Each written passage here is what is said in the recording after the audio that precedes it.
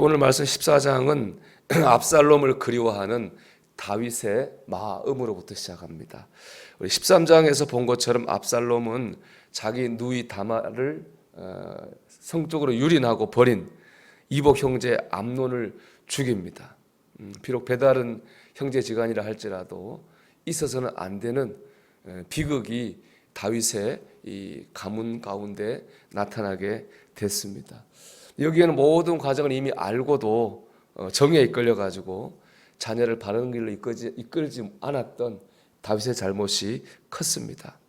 그렇게 형제를 죽인 압살롬은 그 술이란 곳으로 도망을 갔고 이제 감히 고국으로 돌아올 생각도 하지 못했습니다. 그런데 다윗은 잘못을 했음에도 불구하고 압살롬을 보고 싶어 했어요. 그런 다윗의 마음을 눈치챈 요압이 드구와 여인을 고용해 가지고 다윗의 마음을 흔들어 놓습니다.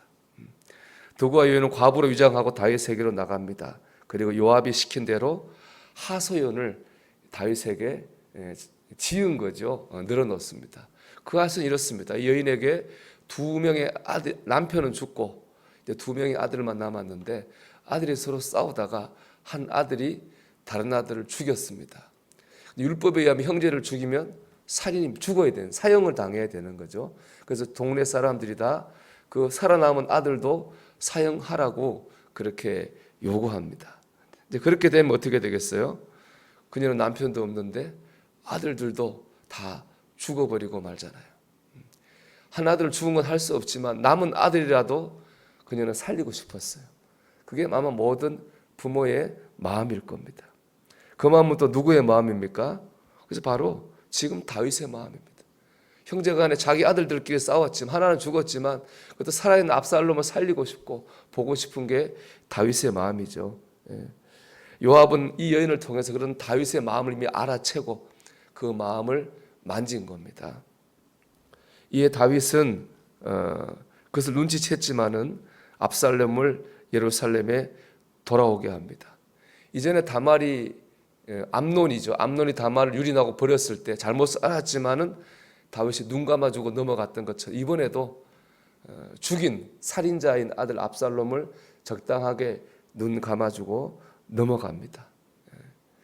이처럼 참 우리 이런 생각이 들어요. 사랑은 참 아름답죠. 특히 이제 부모가 자식을 사랑하는 사랑은 아름다워요. 근데 그런 사랑에요, 잘못된 사랑이라는 게 있습니다. 잘못된 사랑은 의로움이 빠져 있는 사랑입니다. 그래서 사랑이라는 감정만 있는 겁니다. 그런 잘못된 사랑은 결과가 좋지 않습니다. 분명 자녀를 위한 사랑이었는데 오히려 자녀에게 해가 되죠. 제가 아는 목사님의 딸이 이제 어렵게 교사가 됐습니다. 요즘 선생님 되기 얼마나 어렵습니까? 근데 된 지 얼마 안 됐는데 그만두려고 그랬어요. 너무 큰 스트레스를 받아서 그렇습니다. 그 중에 제일 큰 스트레스는 뭐냐? 학부모가 전화하는 겁니다. 학부모들이 뭐 하면 전화한대요. 낮밤을 가리지 않는다는 거예요. 금요 철학기도 갔다 왔는데도 전화를 하더라는 거예요. 너무 힘들어가지고 얼마나 스트레스를 받았는지 정말로 그 딸의 귀에 피가 나더래요. 그래서 야, 너 그만하고 싶으면 그만해라. 그렇게 딸에게 얘기를 했다고 합니다. 그 전화를 한 부모의 마음은 분명히 사랑이었을 거예요. 자녀를 사랑하는 마음 때문에 혹시 내 자녀가 피해를 보고 있는 거 아닌가? 어려움을 당하고 있는 거 아닌가? 그렇게 조금만 느껴지면 선생님께 항의하고 전화했을 겁니다. 여러분, 근데 그런 사랑이 과연 자녀에게 도움이 될까요? 조그만 모든 문제까지 부모가 다 해결해 주는 가운데 자라 성인이 된 자녀가 정작 자신의 문제를 해결해야 될 때 잘 해결할 수 있을까요? 잘못된 사랑은 사랑이 아닙니다. 그건 내 욕심입니다. 자녀에게 유익이 되지 않습니다. 사랑이 참 사랑이 되기 위해서는 그 속에 진리가 있어야 됩니다. 진리이신 하나님의 말씀이 있어야 됩니다.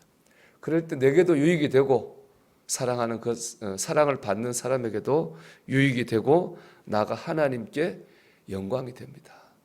이거 비단 부모 자녀의 관계에만 해당하는 말이 아닙니다.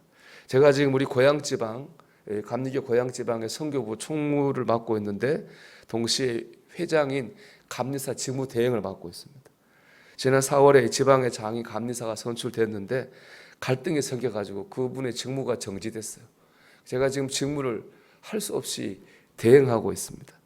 그때 선거하는 현장에 우리 자유교회 장로님들 계셨지만은 저 가운데 어쨌든 은혜스럽게 하려고 노력을 참 많이 했습니다. 지금도 이렇게 중재하려고 노력을 참 많이 하고 있습니다. 근데 참 안 됩니다. 그 이유는 이유가 있습니다. 교회는 보면 교회 법이 있고 은혜가 있습니다. 은혜는 모든 것을 덮는 것이고요. 법은 모든 걸 드러내가지고 규정대로 하는 것입니다. 근데 대화하다 보면 벽에 부닥치는 게 뭐냐? 내가 하는 일에는 은혜를 적용하려고 그래요. 다른 사람이 하는 일에 대해서는 법을 적용하려고 그래요. 그러니까 문제가 해결이 안 됩니다. 저는 그리스도인이라면 반대로 해야 된다고 생각해요. 내가 하는 일에는 법을 적용해야 됩니다. 다른 사람이 하는 일에는 은혜를 적용해야 됩니다. 즉 내가 하는 말이나 행동은 하나님 보시기에 바른 것이었는지를 돌아봐야 됩니다. 다른 사람이 하는 말이나 행동에 대해서는 반대로 할 수 있는 대로 덮어주려고 해야 됩니다. 그럴 때 나를 통해 하나님의 영광이 나타납니다. 그럴 때 우리가 하늘나라에서 의의 면류관을 받게 될 줄로 믿습니다. 근데 다윗은 그걸 안 했습니다. 오늘 본문을 보면 다른 사람에게는 엄격하게 율법을 적용하면서 정작 자신의 일과 자기 자식의 일 앞에서는 하나님의 말씀을 제쳐놓고 그저 감동과 은혜로 자기의 모든 것을 덮으려고 했습니다.